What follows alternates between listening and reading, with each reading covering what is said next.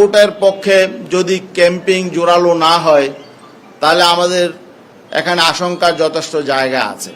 এই জন্যে আমরা আগে থেকে বলেছিলাম যে জুলাই সনদের যেই গণভোট, এই গণভোটটা নভেম্বরে হওয়া উচিত ছিল। তারপরেও এটা আমাদের তাৎক্ষণিক প্রতিক্রিয়া। আমরা মনে করছি যে প্রধান উপদেষ্টা ডিসিশন দিয়েছেন এবং তিনি তার বক্তব্যের শেষ পর্যায়ে বলেছেন যে বৃহত্তর স্বার্থে রাজনৈতিক দলগুলো যাতে ঐক্যবদ্ধ থাকে, বৃহত্তর স্বার্থে রাজনৈতিক দলগুলো যাতে এই সিদ্ধান্ত মেনে নেয়। আমরা একটি দায়িত্বশীল রাজনৈতিক দল হিসাবে আমরাও মনে করি ফ্যাসিবাদ বিরোধী শক্তিগুলো ঐক্যবদ্ধ থাকা দরকার এবং বৃহত্তর স্বার্থে আমাদের ঐক্যবদ্ধ থাকা দরকার। আমরা অবশ্যই প্রধান উপদেষ্টার এই আহ্বানটা অবশ্যই আমরা রিয়ালাইজ করব। তবে আমরা সামগ্রিক বিষয়টা আমাদের ইসলামী আন্দোলন বাংলাদেশের কেন্দ্রীয় নির্বাহী কমিটিতে আবারও আলোচনা করব, বিশ্লেষণ করব এবং আমরা 8টি রাজনৈতিক দল এখন আন্দোলনে আছি। আগামীকালও আমাদের কর্মসূচি আছে। আমরা 8টি রাজনৈতিক দলও আমরা বসবো। আজকেও আমাদের লিয়াজু কমিটির মিটিং আছে, আজ 8টা থেকে লিয়াজু কমিটির মিটিং আছে। 8টি রাজনৈতিক দলও আমরা বসবো। বসে আমরা পরবর্তীতে আনুষ্ঠানিকভাবে আমাদের দলীয় অবস্থান এবং আমাদের এই 8 দলের অবস্থানটা আমরা পরিষ্কার করব ইনশাআল্লাহ। বাকি আমরা প্রধান উপদেষ্টার এই গণভোটের ব্যাপারে সিদ্ধান্তটা আমরা সন্তুষ্ট চিত্তে গ্রহণ করতে পারছি না। আমাদের যে প্রত্যাশা ছিল সেই প্রত্যাশা পূরণ হয় নাই, বরং অন্য রাজনৈতিক দলের প্রত্যাশার আলোকে গণভোট জাতীয় নির্বাচনের সাথে একই সাথে মিলিয়ে দেওয়া হয়েছে। এটা আমরা মনে করি যে অনেকটা পক্ষপাতমূলক হয়েছে। ধন্যবাদ আপনাদের সবাইকে। যদি কোনো প্রশ্ন থাকে করতে পারেন। আসলে আমরা যেটা আপনাদের মাঝামাঝি অবস্থান থেকে চিন্তা করেন যে আপনাদের এই ফ্যাসিবাদের বিরুদ্ধে যারা আন্দোলনে ছিলেন তাদের মোটামুটি 2টা পক্ষ হয়েছিল। আমরা দেখেছি যে আপনাদের আটদলীয় জোটের যে আন্দোলন এবং অপরদিকে বিএনপির যে বক্তব্য। কিন্তু আজকে প্রধান উপদেষ্টা যেটা ঘোষণা করলেন সেখানে উনি বিএনপির যেমন গণভোট এবং জাতীয় নির্বাচন একই দিনে এনেছেন, তেমনি আপনাদের যে এর আগে মূল দাবিগুলো ছিল যে আপনার পিয়ার পদ্ধতি, সংসদীয় উৎসব পক্ষে পিয়ার পদ্ধতি সংখ্যানুপাতিকভাবে মানে ভোটের ইয়েটা হওয়া এবং অন্যান্য যে এই 5 দফার অন্যান্য যে দাবিগুলো তার অনেকটাই তো চলে এসছে। এইটাকে আপনারা কিভাবে দেখছেন? না, আমাদের কিছু দাবি তো বাস্তবায়ন হয়েছে। এই জন্য আমি শুরুতেই কিন্তু ধন্যবাদ জানিয়েছি। কিছু দাবি আমরা মনে করি যে এখানে মূল্যায়িত হয়েছে, এই জন্য আমরা ধন্যবাদ জানাই। কিন্তু আমাদের একটা মূল দাবি ছিল যে জুলাই সনদের জন্য যে গণভোট, এই গণভোটটা আলাদা হোক।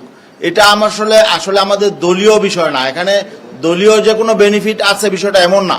আমরা মনে করছি যে জাতীয় নির্বাচনটা যাতে নিষ্কণ্টক হয়, নিরাপদ হয়, উৎসব মুখর হয় এবং জুলাই সনদের যে আলোকে যে গণভোটটা, জুলাই সনদের জন্য তার আইনি ভিত্তির জন্য যে গণভোট, এই গণভোট যাতে সকল ফ্যাসিবাদ বিরোধী সকল শক্তি, জুলাই বিপ্লবের পক্ষে সকল শক্তি যাতে একই সাথে ক্যাম্পিং করতে পারে, আমরা এই জন্য আসলে আমরা গণভোটটা আগে চেয়েছিলাম।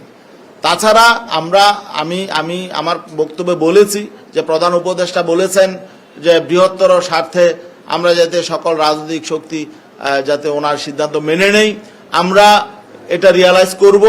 আমরা ওনার এই আহ্বানটাকে পজিটিভলি নেওয়ার চেষ্টা করব ইনশাল্লাহ।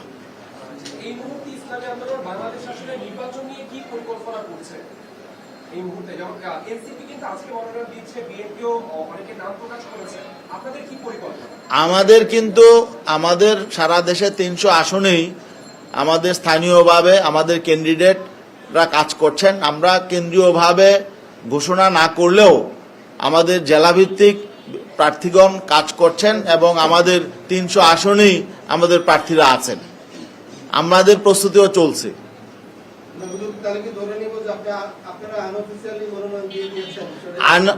আনঅফিসিয়ালি আমাদের সম্ভাব্য প্রার্থীরা কাজকর্ম করছেন, কাজে নেমে গেছেন 1 বছর আগে থেকেই।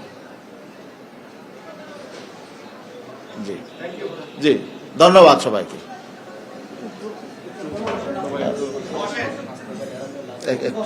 অনেকে নতুন আসছে।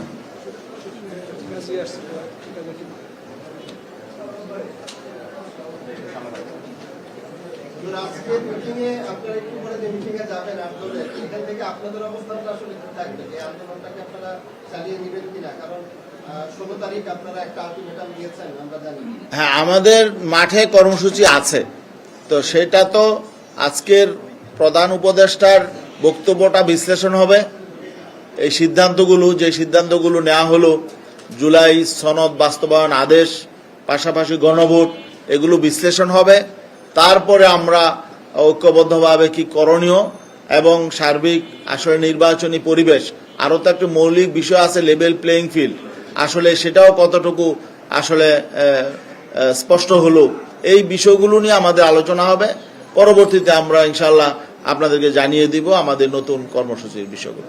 যদি কোনো জোট, মানে যদি আপনারা আন্দোলন করতে নির্বাচন করতে, সেক্ষেত্রে কোনো জোটে যাওয়ার এখন পর্যন্ত না, আমরা আমাদের এই বিষয়টা আমাদের মোতারা আমির, আমাদের যিনি নেতা, তিনি কিন্তু বারবার বলে আসছেন যে আমরা জোট করব না, আমরা নির্বাচনী সমঝোতা করব। আমরা যে ইসলামী সংগঠনগুলো আছি এবং দেশপ্রেমিক আরো কিছু সংগঠন আছে, আমরা নির্বাচনকে কেন্দ্র করে আমরা নির্বাচনী সমঝোতা করব।